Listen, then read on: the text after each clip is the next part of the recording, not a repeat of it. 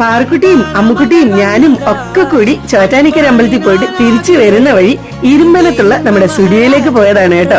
അവിടെ ചെന്നതും അമ്മുക്കുട്ടി നേരെ മേക്കപ്പിന്റെ സെക്ഷനിലേക്ക് ചെന്നിട്ടുണ്ട്. ആദ്യമേ തന്നെ കുറച്ച് നെയിൽ പോളിഷ് ഒക്കെ എടുത്ത് അമ്മു ഇങ്ങനെ ട്രൈ ചെയ്ത് നോക്കിയാണ് കേട്ടോ. നീ കണ്ടില്ലേ അമ്മുക്കുട്ടിയുടെ കയ്യിൽ ഒരു ബാർബി ഇരിക്കുന്നത് എന്റെ ചേച്ചി കൊടുത്തതാണ് കേട്ടോ. ഭയങ്കരമായിട്ട് അമ്മുക്കുട്ടിക്ക് ഇഷ്ടപ്പെട്ടു.